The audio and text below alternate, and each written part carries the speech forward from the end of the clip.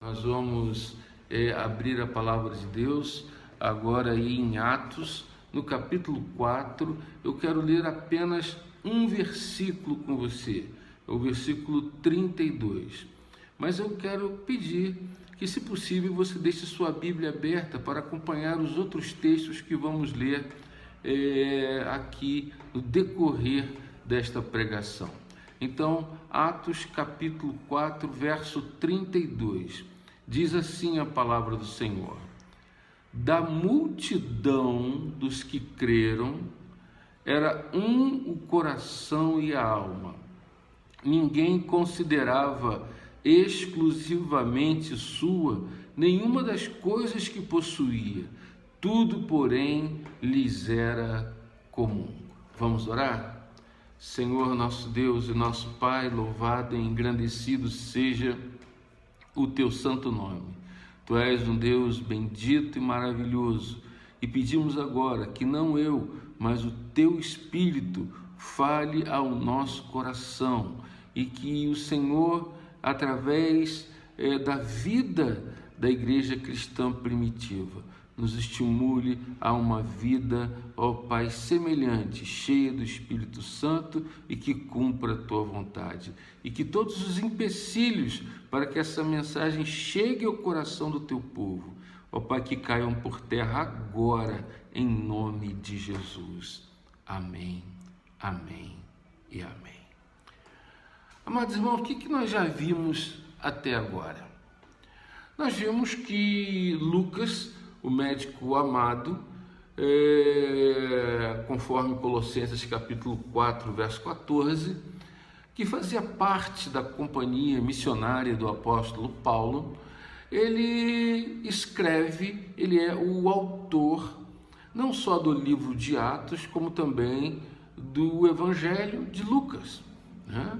No Evangelho de Lucas, ele conta o ministério do Senhor Jesus, fala da misericórdia de Deus, ele apresenta o Senhor Jesus a um homem chamado Teófilo, ele fala dos atos de Cristo, como ele se apresentou, o que ele falou, o que ele pregou, o que ele ensinou, e ele conta de uma história de acordo com as testemunhas oculares e com diversas fontes que ele recolheu para poder escrever o seu evangelho. Quando ele termina, ele aí vai e começa, um tempo depois, a escrever, né? Nós vimos no domingo passado que foi escrito no ano 61 depois de Cristo. Ele começa a escrever esse segundo livro, que seria uma continuação. E ele escreve aí o livro de Atos dos Apóstolos, que na verdade não poderíamos dizer assim que seria o Atos de todos os apóstolos, é o Atos de dois apóstolos, do apóstolo Pedro, que vai do capítulo 1 até o capítulo 12, e o apóstolo Paulo, que vai do capítulo 13 até o capítulo 28, né? Ele foca no acontecimento na vida desses dois apóstolos. E ele mostra agora como a igreja estava se comportando, né? Você tem uma transição, né, do que nós chamamos da antiga aliança para a nova aliança, e talvez esse termo nem seja adequado. Eu poderia dizer que seria uma continuidade daquilo que Deus começou lá no Velho Testamento e ele vem cumprir no Novo Testamento, e ele estabelece a sua aliança agora não com uma nação, não com uma etnia, mas com todos os povos, sem distinção de raça, sem distinção de cor de pele, sem distinção de regiões, nada. Ele estabelece em Cristo Jesus uma aliança, ele estende essa aliança. E para situar os irmãos, para os irmãos terem uma ideia, do capítulo 1 até o verso 31 do capítulo 4, que nós vimos domingo passado, nós estávamos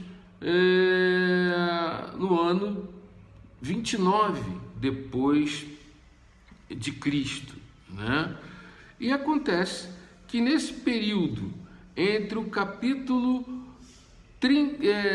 4, do verso 1 até o verso 31, para o capítulo 4, verso 32, ao capítulo 5, verso 11, nós temos aí a transição de um ano.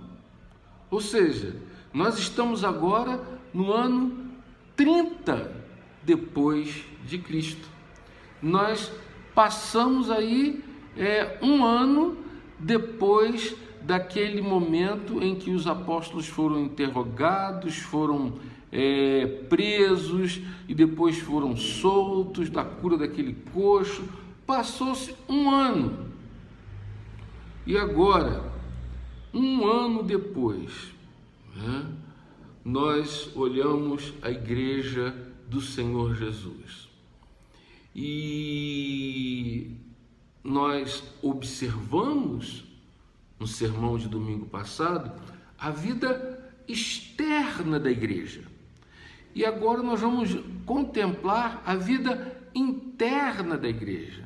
Uma coisa é a vida fora de casa e outra é a vida dentro de casa. Então nós vamos ver, né? Eu pensei em fazer tudo isso hoje de uma vez só, mas quando eu comecei a ver, só nesse versículo 32 nós vamos estacionar hoje, né?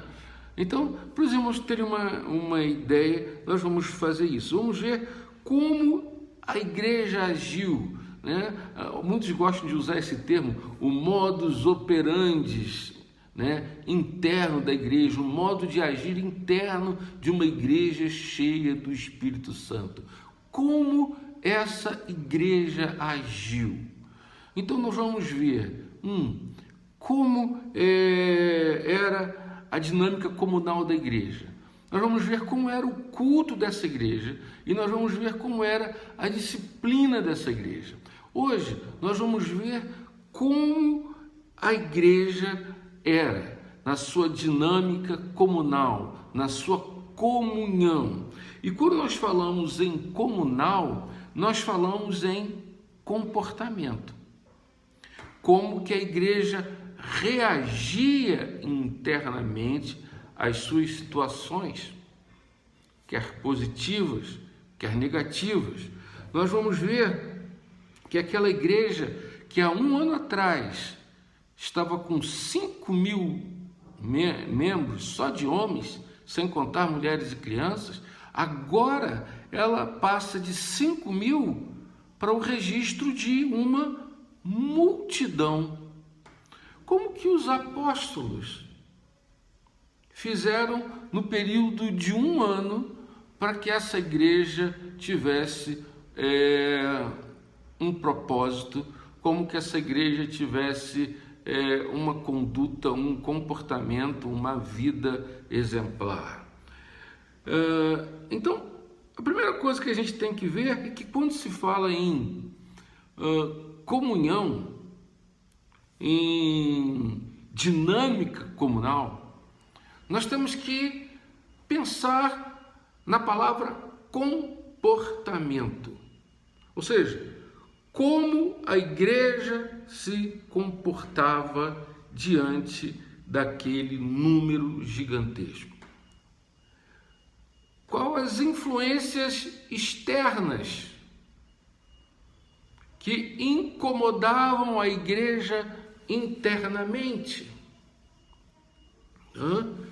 Então, nós vamos ver exatamente, mesmo porque existem vários tipos de comportamento. Existe o comportamento consciente, né? Quando você passou na rua, viu um amigo, você vai lá, o cumprimenta, né? E aí continua. Então, conscientemente, você reagiu a um conhecido com uma saudação. Mas se fosse um inimigo, como você reagiria? Há também o inconsciente, né? O conhecimento inconsciente é aquele que muitas vezes você está ali sentado na calçada da sua casa ou no seu quintal, onde for, de repente vem uma formiguinha, pum, dá aquela beliscadinha, você automaticamente vai lá e coça. Nós chamamos isso de comportamento consciente. Há também o chamado comportamento cultural, né? E esse comportamento cultural é um comportamento que a gente aprende com o meio, né? Você vive no meio e com outras pessoas, o ser humano é um ser relacional, e à medida que você se relaciona com as pessoas, você acaba se adaptando. Por exemplo, quando eu fiz o seminário presbiteriano lá em Recife, lá era muito quente e tinha alguns amigos do Mato Grosso, do Rio Grande do Sul, e eles toda manhã tomavam um negócio chamado tereré, cultura, e eles achavam uma delícia. Eu fui provar, achei horrível, né? E aí você vai para o Nordeste, você tem a cultura, convive com a cultura, aí você aprende a comer a tapioca. Se o carioca tem o costume de dizer nossa, lá em Pernambuco é vixe. Então, como a igreja é agora com uma multidão que não era só de judeus, havia pessoas de vários lugares, como que a igreja se relacionou, vivendo no mesmo lugar, com uma multidão, com uma diversidade cultural. E também há aquele conhecimento que nós chamamos de instintivo. A criança nasce, ela procura o peito da mãe para se alimentar, né? Alguma coisa vem na direção do seu rosto, da sua face, a primeira coisa que você vai fazer é levantar a mão para proteger. Você não precisou fazer uma faculdade para aprender isso, é algo inato.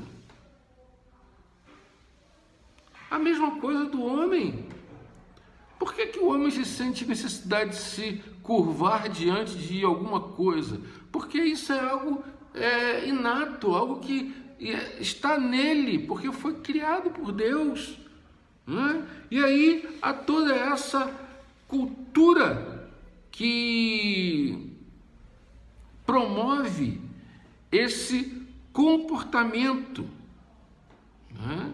Que promove essa maneira.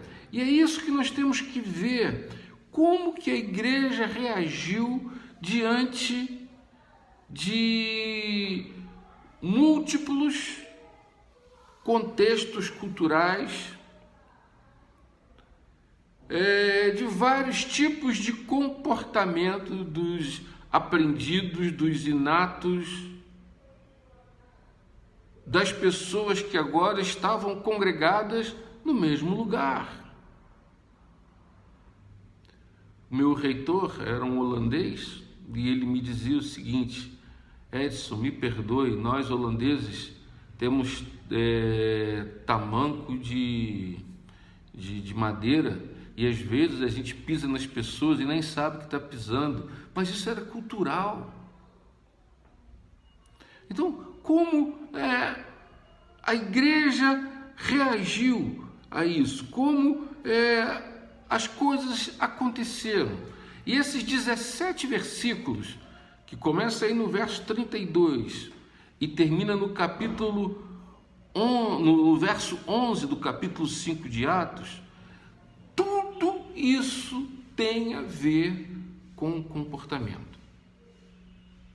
Tudo isso tem a ver com a forma de reagir, a forma de lidar, a forma de tratar com as circunstâncias e com as dificuldades. E nesse primeiro versículo, eu quero destacar pelo menos 3 características importantes que nós devemos observar na igreja primitiva e entender o que daqui se pode aplicar na igreja presbiteriana Shalom, ou na igreja da Assembleia de Deus, ou da igreja batista, ou da igreja, seja lá de quem for dos irmãos que estiverem nos assistindo. E a primeira característica está aí no verso 32, parte A do versículo, que diz que a igreja tinha uma unidade de propósito. Repare só, da multidão dos que creram, era o coração e a alma. A palavra grega para coração é a palavra cardia. Literalmente significa coração, mas aqui ela não está sendo aplicada literalmente, mas é uma figura de linguagem para mostrar o quê? O coração, se o coração para, o sujeito morre. Ela é aplicada figuradamente, é que a igreja vivia num ritmo só. Ela não sofria de disritmia cardíaca espiritualmente. Ela tinha um ritmo, todos batiam no mesmo passo, todos andavam no mesmo passo espiritual. E depois Lucas usa a palavra alma, que no grego a palavra psique, geralmente aplicada à sede das emoções, que mostra a forma como nós reagimos emocionalmente, ou com muita alegria, com muito amor, com muito carinho ou com muita aspereza. Então, essas coisas residem da alma, que também é alvo da benevolência do Senhor, da eternidade, é algo que não pode ser dissolvido com a morte. Mas psique também, quando fala de mente, ela não fala tão somente de emoção, mas também é o raciocínio, como agir ou dominar as minhas emoções diante de situações que vão provar o meu humor ou o meu mau humor, ou a minha educação na palavra. Aqui está dizendo que essa igreja tinha uma vida que era unida nesse sentido. Um só coração, uma só alma, todos batendo no mesmo compasso, todos pensando, agindo, reagindo emocionalmente da mesma forma.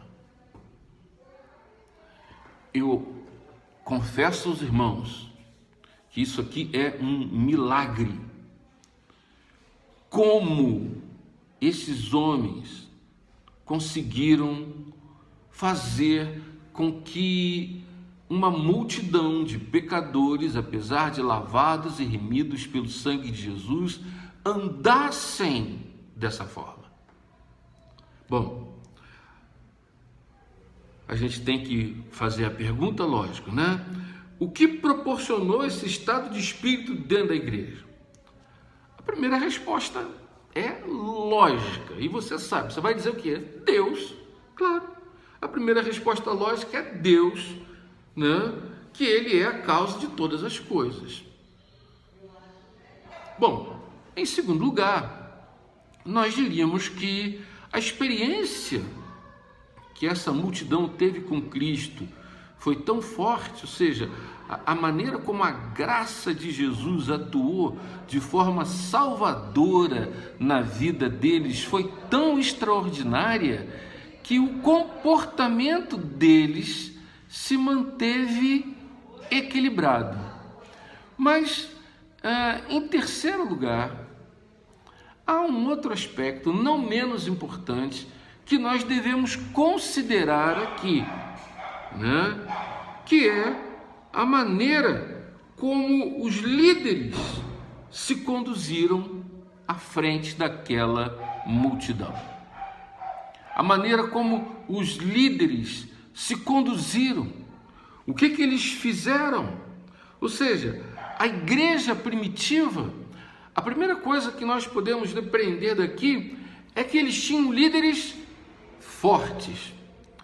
Líder forte não é líder grosseiro, não é líder mal educado, não é líder que xinga, não é líder que chicoteia, que trata mal o rebanho. Não, isso não é líder forte.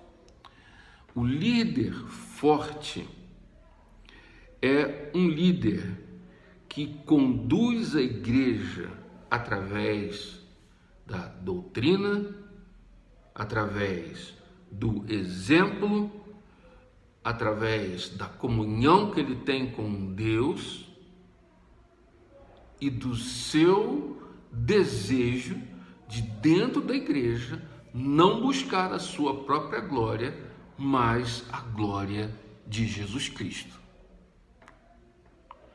O livro de Atos é o Espírito Santo lançando luz na pessoa de Jesus. Então, esses homens resolveram assumir esse tipo de conduta, esse tipo de atitude, né? E o que eles fizeram nesse um ano? Ficaram só vem, não.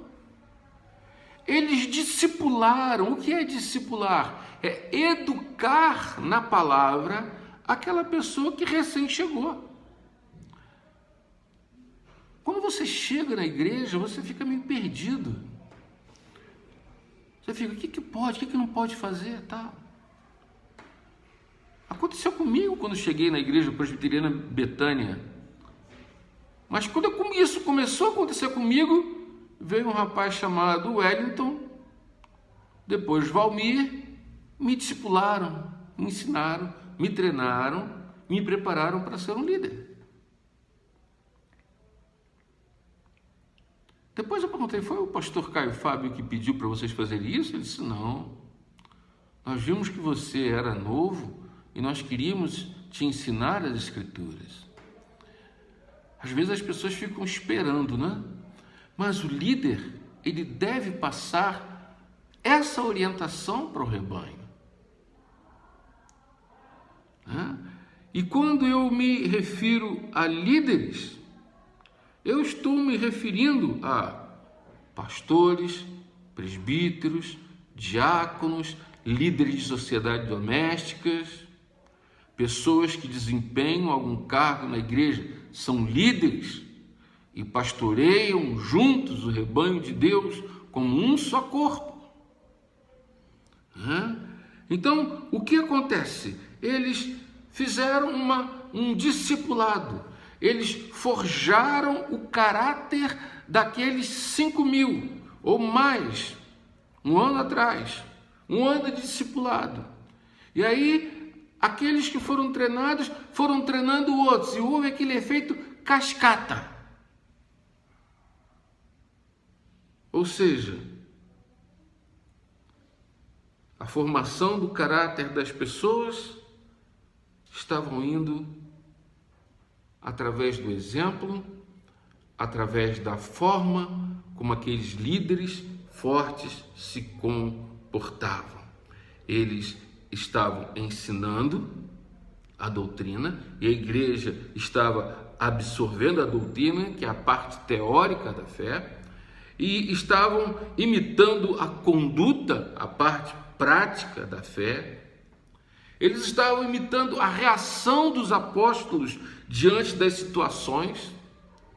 Ou você acha que quando aqueles 5.000 se converteram lá, que viram aquele sumo sacerdote, capitão do templo, espremendo Pedro e João, eles estavam esperando para ver qual era a reação? Se ia ter agressão, se não.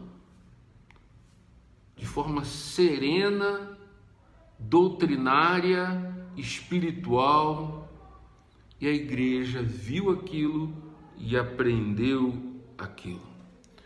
Olha, pastor, presbíteros, líderes da mesa diretora, diáconos, líderes de sociedade doméstica, o rebanho está olhando para nós.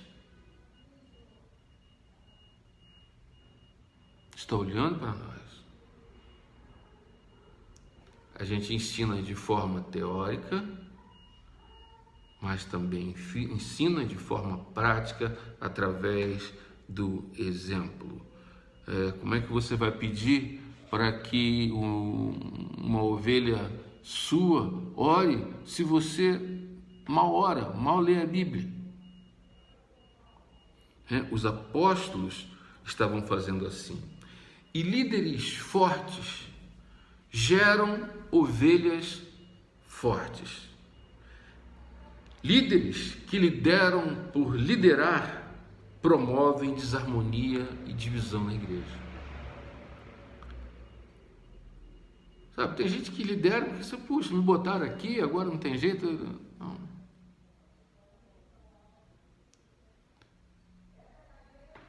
Os líderes precisam ser, primeiro, trabalhados, treinados, e eles precisam querer ser, né? Os apóstolos observaram muito bem.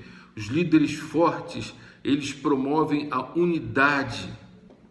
Eu ouvi de um veterinário que a ovelha é um animalzinho que não tem por instinto a liderança. Mesmo os machos do rebanho não têm. E que se algum animal dócil, um cão ou um ser humano, estiver à frente delas, cuidar delas, alimentá-las, protegê-las, para onde ele for, elas irão. Então, eu, claro, acredito a Deus, tudo isso, acredito a conversão, tudo isso, mas também acredito a uma postura madura da liderança, o comportamento da igreja, a maneira como a igreja. Ovelha é um animalzinho que tem medo de muita coisa. Se o líder não for forte para ir à frente, se ele for um covarde, se ele for alguém que se esconde da sua responsabilidade, a ovelha vai fazer a mesma coisa. E os irmãos pensam que foi fácil tratar com algumas coisas assim, né? Com um comportamento cultural inato, com um cultural adquirido, ou até mesmo com a situação da época. Olha, um ano depois, a sociedade estava muito pior. E eu creio que o padrão ético, moral e espiritual da igreja foi um tremendo obstáculo para o crescimento e para a maturidade da igreja. Porque, irmãos, até o ano 100, a igreja, ela não cresceu muito, mas do ano 100 até o ano 500, ela ficou enorme. Ou seja, no ano 500 ela passou a ser a religião oficial do Império Romano. Mas antes disso, ela tinha um comportamento que era uma contracultura. Ou seja, tudo aquilo que o cara aprendeu antes de ser crente, agora que ele se converte, ele está aprendendo outra coisa. E vai andar na contramão da cultura. E o que acontece? Aqueles discipulados, aqueles novos convertidos, eles estavam ali, né? Imagina uma situação, né? Nós vimos aí que aconteceu em Porto Alegre, no Rio Grande do Sul, aquele supermercado Carrefour, né? Um homem de 40 anos, o João Alberto, né? Que foi espancado até a morte. Isso é um comportamento racista. Isso é um comportamento adquirido no meio com quem se relaciona. Imagina uma pessoa dessa se converte. A igreja é composta por pretos, brancos, amarelos, seja lá qual for a sua etnia. A igreja não tem isso, a igreja não tem esse caráter racista, não tem esse perfil. Mas infelizmente, há líderes fracos que são racistas. Que diz, oh, esse é um preto de alma branca, é um amarelo que pode ser... O próprio fato de você se orgulhar de ser branco é uma atitude racista. Imagina você ter que lidar com judeus samaritanos gentios, que tinham um comportamento extremamente racista.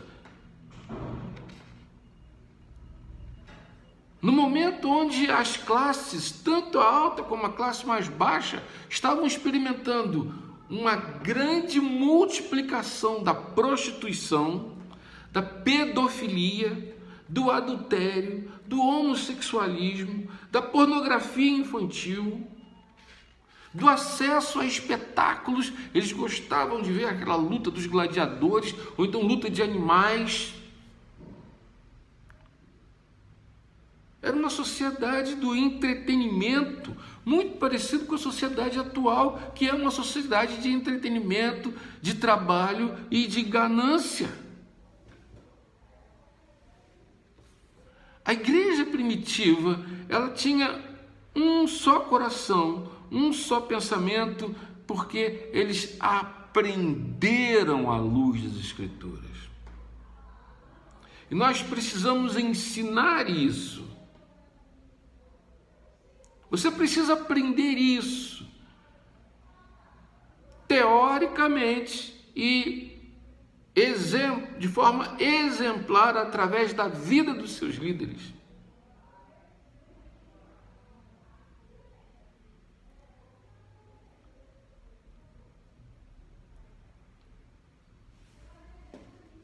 A gente tem que fazer como Paulo, que diz, olha, me imitem, olha para mim. É assim. Se você não tem coragem para dizer, olha, me imite como um cristão, você como líder, então tem alguma coisa errada com você. Olha, me imite na maneira como eu trato a minha esposa, meus filhos. Me imite como eu reajo à oposição, à ofensa. Me imite.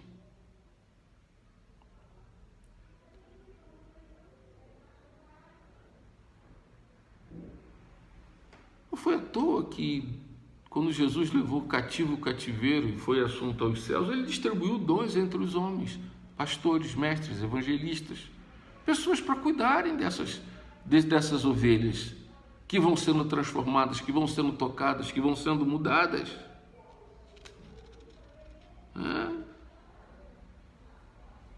A minha função, a nossa função como pastores, presbíteros, diáconos, líderes de sociedade doméstica, é manter o povo no propósito de Cristo através das Escrituras, da doutrina, da vida de comunhão. Mas se você é um líder que nem doutrina você tem, que você nem conhece, nem sabe, como isso pode acontecer?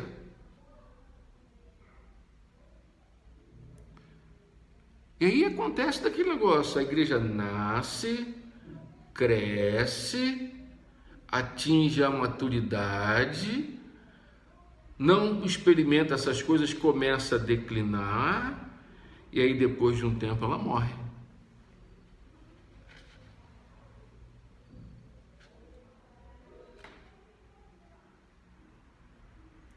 A gente não pode confiar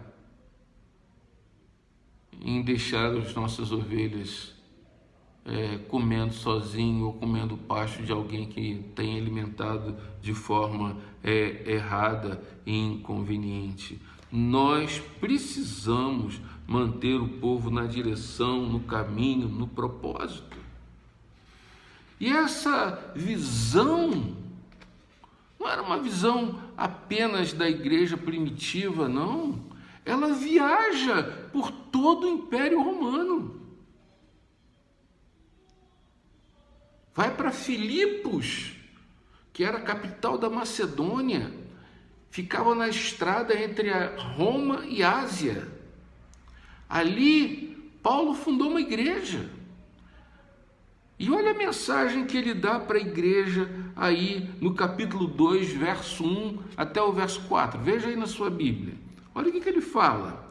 Se há, pois, alguma exortação em Cristo, alguma consolação de amor, alguma comunhão do Espírito, se há entranhados afetos de misericórdia, completai a minha alegria, de modo que, pense bem, olha só o que ele vai falar, de modo que penseis a mesma coisa, tenhais o mesmo amor e sejais unidos de alma, tendo o mesmo sentimento. Nada façais por partidarismo ou vanglória, mas por humildade, considerando cada um o que é propriamente seu, senão também cada qual o que é dos outros. Olha, o verso 32 que nós lemos aqui é o resumo disso. Porque esse não era um comportamento isolado, não. A igreja aprendeu a viver assim, um só coração, uma só alma, um só pensamento. E nessa mesma epístola, Paulo exorta a igreja, as líderes, duas líderes que estavam brigando, Evódia e Síntique, rogo que pensem a mesma coisa, porque é o perfil da igreja. Mesmo passo, mesmo pensamento, mesmo discipulado, mesmo conhecimento, a mesma doutrina, e tudo isso ministrado, produzido pelos líderes.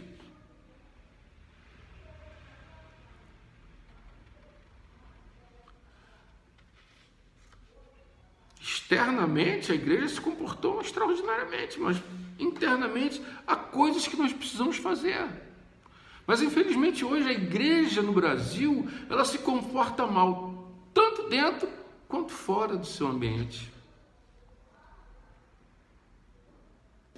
Porque falta doutrina, porque falta liderança, porque falta vida, porque falta compasso. E a pergunta que nós temos que fazer é: você sabe para onde está indo?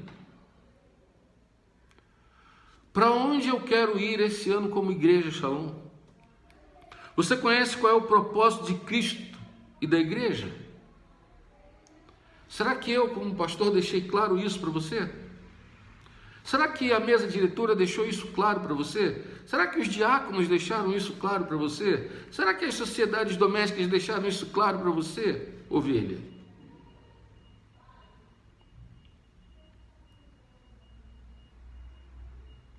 Eu não estou me tirando, não. Eu sei, conheço as minhas falhas, pretendo corrigi-las.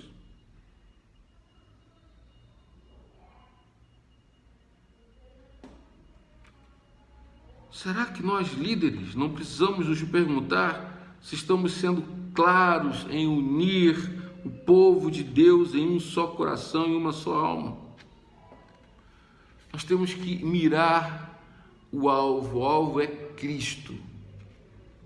Esse negócio de querer ser igual à igreja tal, não existe igreja nesse mundo perfeita. Nós somos uma igreja que teologicamente chamamos de militantes, composta por pecadores. A igreja triunfante é composta por aqueles que já morreram em Cristo. Essa é triunfante. Mas enquanto estivermos aqui, não existe igreja perfeita. Todas têm problema. E nós vamos ver mais para frente que até essa aqui, que é um exemplo para nós, também tinha. temos que olhar para Jesus e não para os outros. E nós não podemos sair por aí atirando para tudo que é lado. Vamos tentar isso, vamos tentar aquilo, vamos tentar. É simples. Simples. Discipular, doutrinar, treinar e mostrar como fazer. Esse é o primeiro ponto do verso 32a. Bom, eu entendo que temos falhado isso como igreja. Entendo que precisamos mudar essa conduta. Que precisamos estabelecer metas, alvos como igreja, interna e externamente. Mas, pastor, nós estamos em plena pandemia, está crescendo. Eu sei, mas o que me impede de fazer planos? O que me impede de dizer para você o que você pode fazer mesmo nesse período? Nada nos impede. Agora, o segundo aspecto que nós percebemos dentro desse plano comunal, dessa unidade comunal da igreja, desse comportamento, é o desprendimento do senso de propriedade. É o que está aí no verso 32, parte B. Olha aí. Ninguém considerava exclusivamente sua nenhuma das coisas que possuía. Olha, que coisa difícil. A primeira coisa que eu quero deixar claro aqui é que não é pecado ser rico e nem é pecado ser pobre.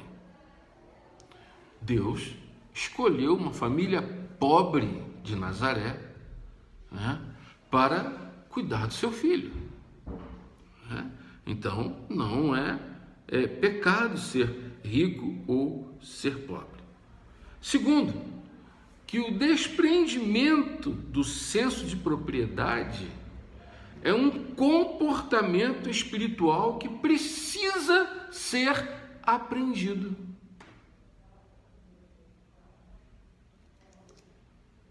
Ou seja, não é um comportamento natural, cultural, é espiritual e precisa ser aprendido, ensinado.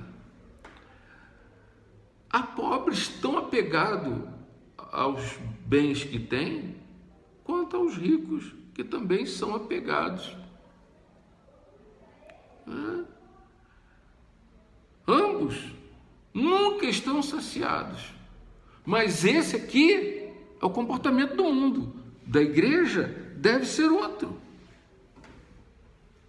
Quer ver uma coisa? Abra sua Bíblia aí na primeira epístola de Paulo.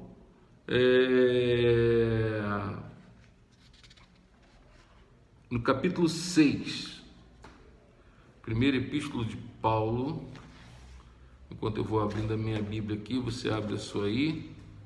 Primeira epístola de Paulo, capítulo 6.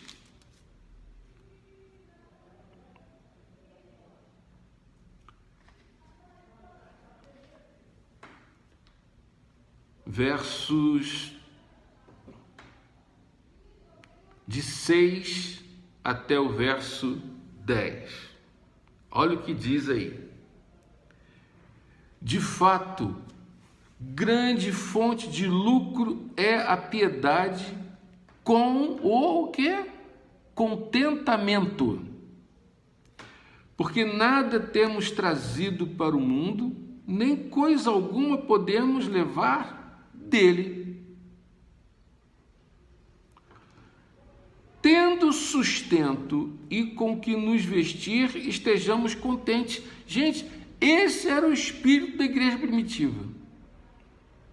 Ora, os que querem ficar ricos caem em tentação e cilada, e em muitas concupiscências insensatas e perniciosas, as quais afogam os homens na ruína e na perdição, porque o amor do dinheiro é a raiz de todos os males. E alguns nessa cobiça se desviaram da fé. Se desviaram da fé. E a si mesmos se atormentaram com muitas dores.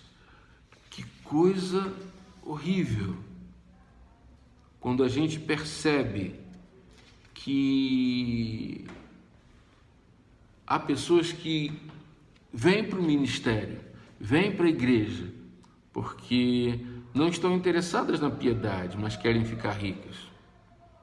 A gente tem exemplos e mais exemplos na nossa sociedade. Eu não preciso nem citar nomes. Vocês sabem, só ligar a televisão que vocês vão ver lá. Agora, esse conhecimento não era uma invenção do apóstolo Paulo, não. Paulo foi discipulado por quem? Por Barnabé. Barnabé, ele estava inicialmente aonde? Aqui na igreja primitiva, ele vai aparecer aqui no nosso estudo. Ele discipulou, ele passou para Paulo como era o comportamento da igreja. Contentamento, tenho que comer, tenho que vestir, seja feliz.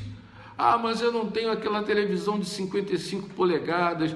Ah, mas eu não tenho o PlayStation 5. Ah, eu não tenho isso. Eu não tenho...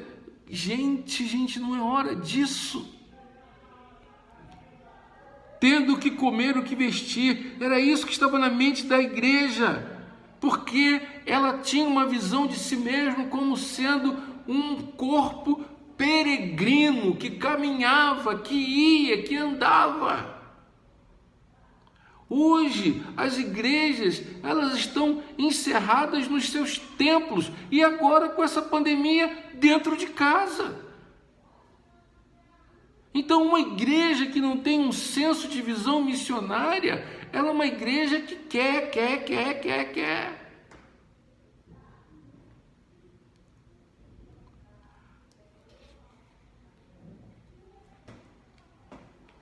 Esse ensino se repete aí em Filipenses 4:11, em Hebreus 13:5. Querer prosperar não é errado, mas o amor ao dinheiro, sim. O amor ao dinheiro é que nós chamamos de avareza. Agora, perguntas. Nós temos que aprender a fazer perguntas. E eu quero fazer outra aqui. Qual a razão do contentamento da igreja cristã primitiva? Essa igreja que nós estamos estudando, analisando, pregando, ouvindo, aprendendo, que os levava a ter esse senso de desprendimento. E aí, se você não conhece doutrina, se você não foi doutrinado, você não vai saber dizer. A resposta está na doutrina bíblica, que nós chamamos de providência divina. Já ouviu falar sobre ela? A providência divina. A Confissão de Fé de Westminster, com base neste texto e em vários outros textos, ela define a providência divina da seguinte maneira. Eu vou ler aqui para nós não perdermos. Pela sua muito sábia providência, segundo a sua infalível presciência e o livre e imutável conselho da sua própria vontade, Deus, grande Criador de todas as coisas, para o louvor da glória da sua sabedoria, poder, justiça, bondade, misericórdia, sustenta, dirige, dispõe e governa todas as suas criaturas, todas as ações e todas as coisas, desde a maior até a menor. Uau! Você pode dar um glória a Deus aí? Os apóstolos ensinaram isso para aquela igreja. Então, isso diz respeito a essa abrangência. Mas não significa que Deus está preocupado apenas com os aspectos gerais da sua criação. Não, Ele está preocupado e está agindo nos mínimos detalhes da minha e da sua vida. Às vezes nós nos afligimos com a duração da dor, com a duração da angústia e clamamos: Deus, até quando isso vai durar, Pai? Até quando? Até quando isso vai acontecer? Quando isso vai acabar, Pai? Eu não aguento mais. E ficamos imaginando que Deus permite que o mal siga adiante sem obstáculos. Todavia, queridos, a duração de todas as coisas está nas mãos do Senhor. A duração delas está no controle da providência divina. E segundo a sua sabedoria e conforme o seu santo propósito. Essa pandemia, até quando? Não sabemos, mas sabemos que Deus está julgando a terra. Agora, sabe o que eu enxergo aqui? Uma igreja cristã primitiva, extremamente afinada com a doutrina da providência de Deus. Porque eles não ouviam isso esporadicamente, eles ouviam sempre. Eles eram ensinados assim. E uma coisa que eu quero deixar claro para você, entenda bem, aquilo que Deus cria, Ele sustenta. Você pode repetir? Aquilo que Deus cria, Ele sustenta. Ele não só traz as coisas do nada à existência, como também Ele as preserva em existência. E o termo usual bíblico que nós usamos para isso é sustento. A palavra sustento é o termo bíblico para isso. E mais uma vez, eu quero que você abra a sua Bíblia aí, em Mateus capítulo 6, verso 25. Enquanto você abre a sua, eu abro a minha aqui. Olha qual era o ensino do Senhor Jesus sobre essa questão da providência. Por isso eu digo a vocês, não se preocupem com a comida e com a bebida que precisam para viver. Essa não é só preocupação, né? Todo dia a gente se preocupa com isso. Nem com a roupa que precisam vestir. Estou repetindo a mesma roupa sempre, eu não vou na igreja não, já vou com essa... Meu irmão, você acha que o apóstolo Paulo tinha um cabideiro que vinha atrás dele no trabalho que ele tinha que fazer? Glória a Deus que você tem uma roupa para repetir. Afinal, será que a vida não é mais importante do que a comida? Pergunta o Senhor. Será que o corpo não é mais importante do que as roupas? Vejam os passarinhos que voam pelo céu, eles não semeiam, não colhem, nem guardam comida em depósitos. No entanto, o Pai de vocês que está no céu dá de comer a eles. Será que vocês não conseguem entender que valem muito mais do que os passarinhos? E nenhum de vocês pode encompridar a sua vida por mais que se preocupe com isso. Ou seja, não adianta, você vai ficar cheio de dores, de insônia, né? E por que vocês se preocupam com roupas? Vejam como crescem as flores do campo, elas não trabalham nem fazem roupas para si mesmas, mas eu afirmo que nem mesmo Salomão, sendo tão rico, usava roupas tão bonitas como as flores. É Deus quem veste a erva do campo, que hoje dá flor e amanhã desaparece queimada no forno. Então é claro que Ele vestirá também vocês, que têm tão pequena fé. Portanto, não fiquem preocupados perguntando onde vamos arrumar comida. Onde é que nós vamos arrumar bebida? Onde é que nós vamos arrumar roupa? Pois os pagãos é que estão preocupados com essas coisas. O Pai de vocês sabe que vocês precisam de tudo isso. O Pai de vocês que está no céu. Portanto, põe em primeiro lugar na sua vida o seu reino e a sua justiça, e as demais coisas vos serão acrescentadas. Para cada dia basta as suas próprias dificuldades. Então, pare de ficar ansioso, preocupado com amanhã. Viva o hoje, e viva o hoje com fé, crendo que Deus, Ele é sustentador, Ele vai te suprir. Isso nada mais é do que a providência divina em ação. E como é que eu posso reagir a isso? A confiança, que aqui pode ser traduzida por fé, que a igreja cristã primitiva depositava no Senhor Jesus, produziu no caráter dela esse senso de desprendimento. Produziu no caráter delas a disposição de dispor dos seus bens em prol da igreja, em prol dos irmãos, em prol do reino, em prol das missões.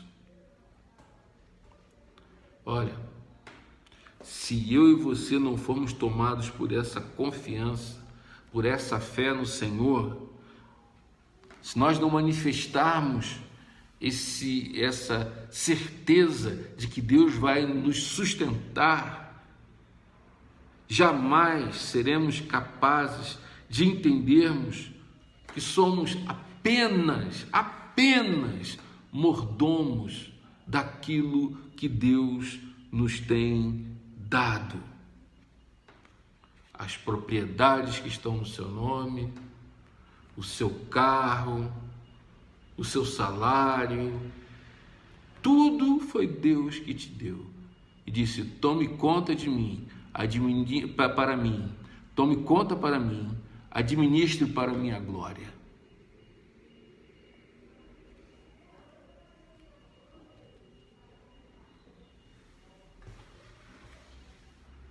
Se nós não tivermos essa confiança de que Deus é o nosso supridor, de que Deus é o nosso sustentador, nós jamais vamos ter e aprender essa doutrina. Jamais teremos esse desprendimento.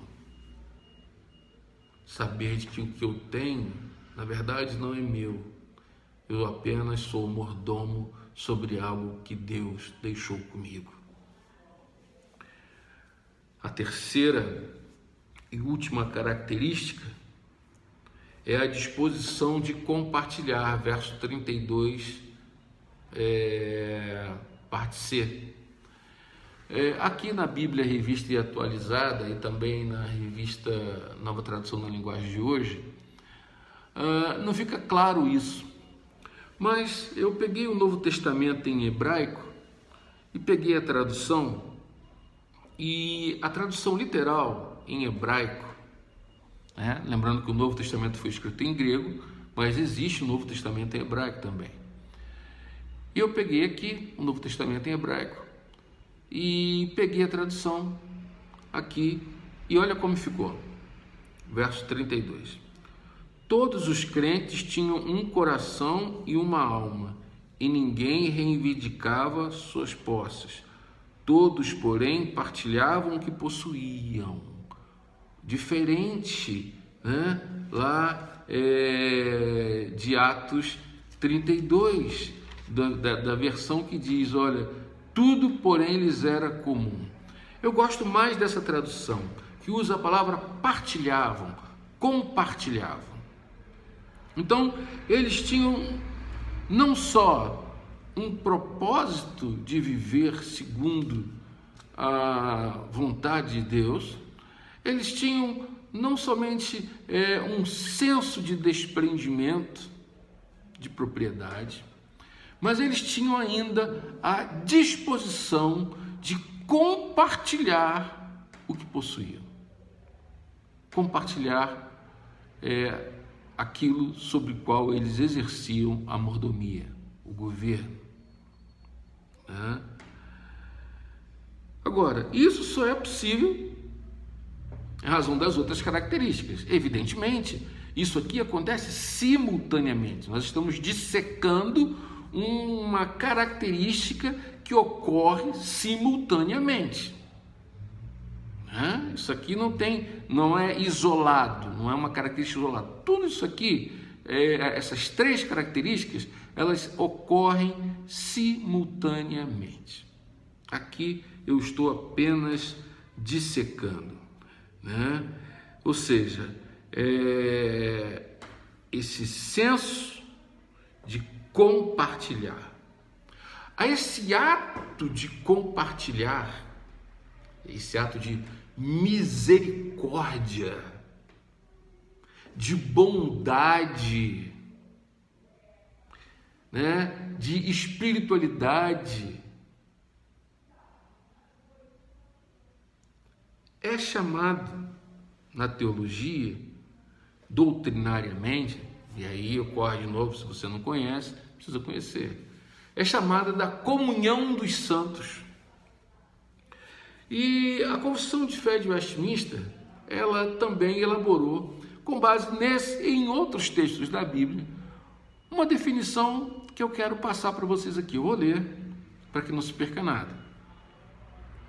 Diz assim, a Confissão de Fé de Westminster: os santos, pela profissão de fé,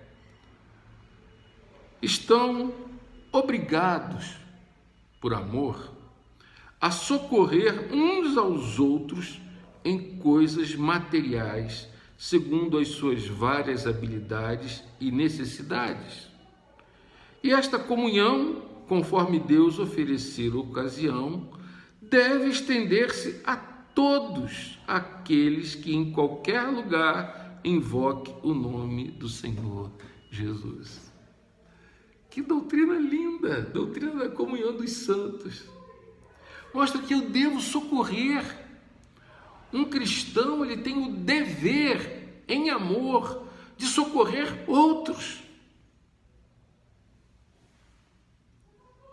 E essa intenção da igreja, demonstrada aqui no verso 32, ela pode ser vista mais lá na frente no livro de Atos.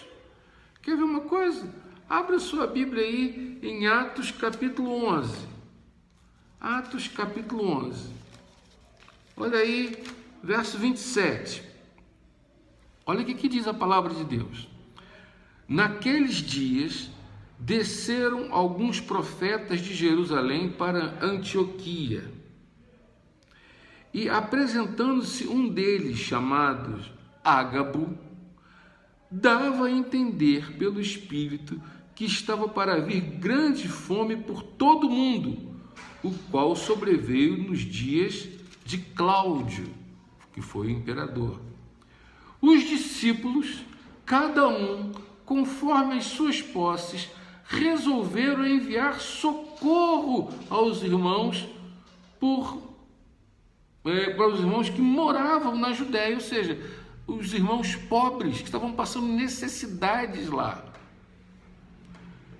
E que eles, com efeito, fizeram, enviando aos presbíteros por intermédio de Barnabé e de Paulo. Ou seja, a igreja, já anos depois, nós vamos ver na sequência, continuava com as mesmas características. Em 2 Coríntios, capítulo 9, do verso 1 até o verso 2, Paulo disse que nem precisava ensinar isso aos coríntios. Ele diz assim, a respeito do auxílio que vocês estão mandando ao povo de Deus na Judéia, de fato, não tenho nada que escrever para vocês. Sei que vocês estão querendo ajudar e por isso eu os tenho elogiado para os irmãos das províncias da Macedônia. Olha só, que coisa linda. souberam que os irmãos estavam passando necessidade, mandaram ajuda financeira. O apóstolo João, na sua primeira epístola, capítulo 3, verso 17 e 18, ele é bem duro.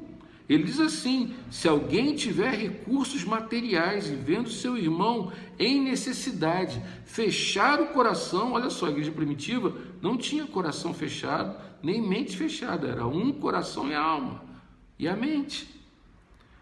E fechar seu coração para ele, como pode amar a Deus? Filhos, não amemos de palavra, nem de boca, mas com ações e em verdade. E eu sugiro aos irmãos que leiam a segunda epístola de Paulo aos Coríntios, capítulo 8 e capítulo 9, que os irmãos vão ter uma ideia desse amor de compartilhar. Eu posso, muitas vezes, não ver e nem saber que o meu irmão está passando por necessidade. Mas eu posso fazer uma leitura do que está acontecendo na sociedade. Eu posso procurar me informar de como anda meu irmão e minha irmã que está desempregada. Se está precisando de alguma coisa, se tem contas vencendo, como é que está a despensa. A igreja, nós podemos fazer isso, nós temos que fazer isso, e até, quem sabe, ser útil na busca de um emprego para essa pessoa. E essa é uma das coisas que nós precisamos rever. As pessoas sentem-se envergonhadas e humilhadas de dizer que estão passando por necessidades. Então, elas não querem falar que estão precisando de algo. Às vezes pode ser um orgulho que tem que ser quebrado. E você, meu irmão, que está passando por essa dificuldade, você tem que vencer isso. Sabe por quê? É o coração e a mente. Eu não tenho que ter vergonha de compartilhar o que eu preciso. Recentemente, eu tive que fazer uma cirurgia e eu compartilhei a minha necessidade, porque não tinha condições financeiras de pagar a cirurgia. Sabe o que aconteceu? Todas as igrejas do presbitério se uniram e pagaram a minha cirurgia. Essa é a maneira como nós devemos nos comportar, né? E nós temos que aprender a compartilhar, a gozar da liberdade de poder falar o que estamos vivendo, passando, quer seja bom, quer seja ruim, e isso sem estarmos passando por censura ou o silêncio que não quer fazer nada, porque a gente que ouve se cala, né?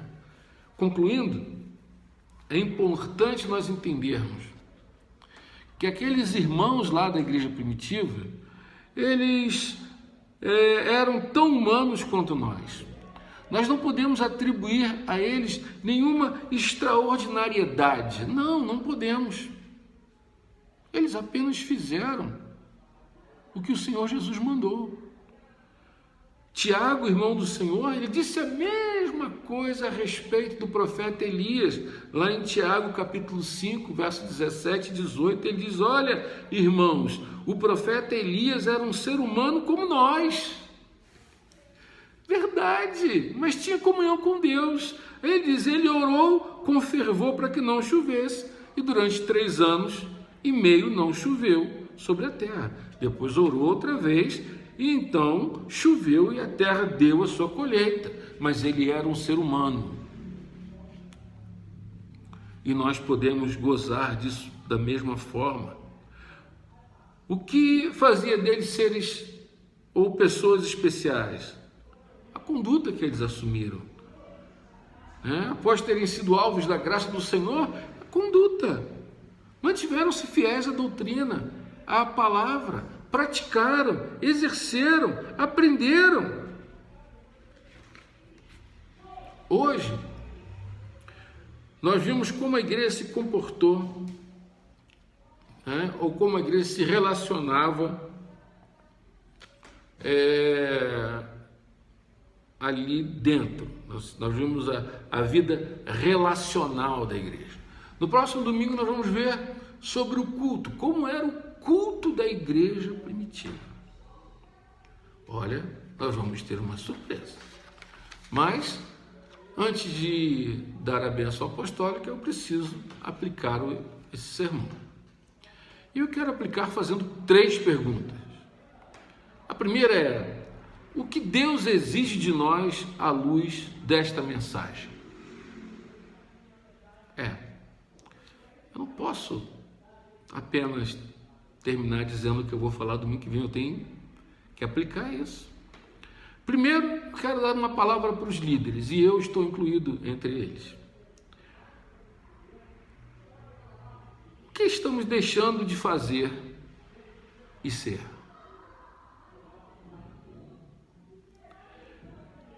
O que Deus exige de nós e que nós estamos nos omitindo?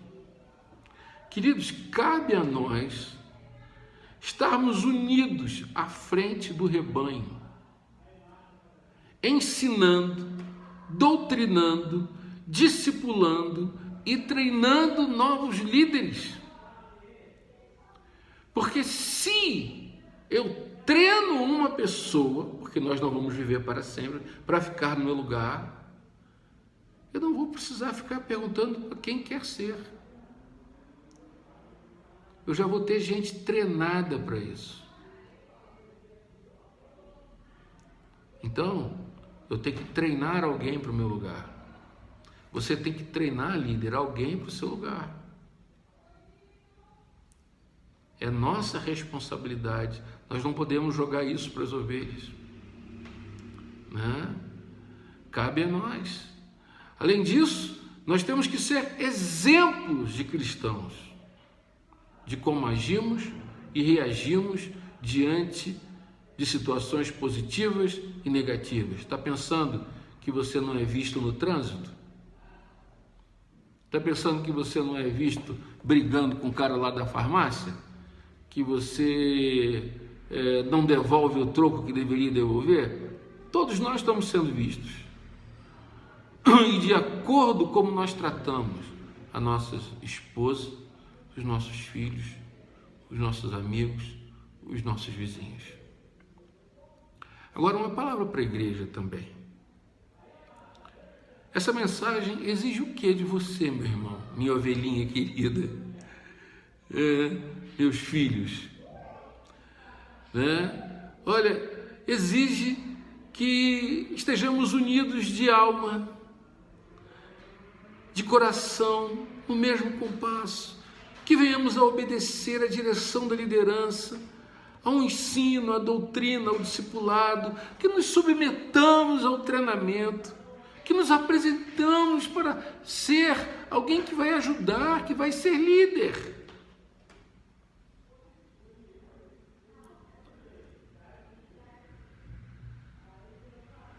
A ovelha não é alguém que diz não. A ovelha é alguém que confia no seu líder.